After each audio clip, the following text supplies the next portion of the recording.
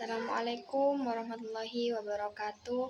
Kali ini saya akan mereview salah satu buku, yaitu judulnya Transisi Menuju Demokrasi, yaitu Kasus Eropa Selatan, yang merupakan kajian penting mengenai proses perubahan politik dari rezim otoriter menuju demokrasi.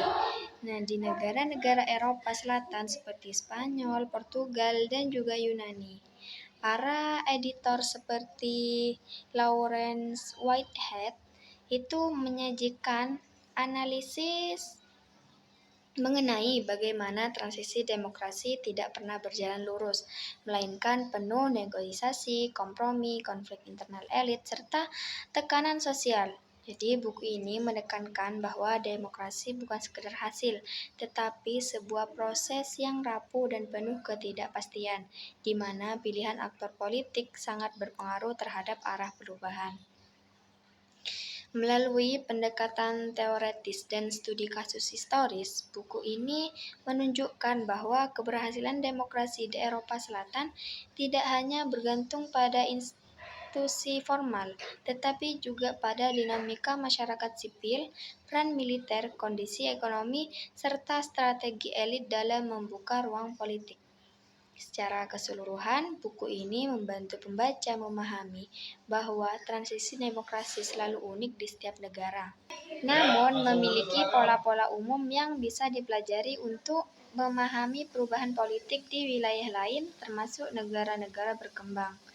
Nah, buku ini juga memiliki kelebihan, yaitu salah satunya analisis yang mendalam. Buku ini menawarkan analisis yang kuat, terstruktur, dan juga berbasis data historis, sehingga cocok untuk pembaca akademik dan peneliti. Kelebihan buku yang kedua menggabungkan antara teori dan praktik. Penulis mampu mengaitkan teori transisi politik dengan peristiwa nyata, membuat pembahasan tidak abstrak.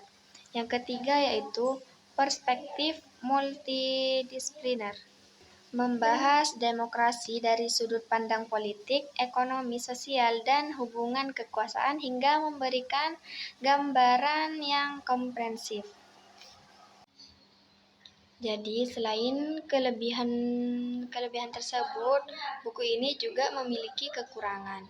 Yang pertama, bahasa dan gaya penulisan cenderung akademik barat. Bagi pembaca umum, gaya penulisannya terasa padat dan membutuhkan fokus yang lebih tinggi.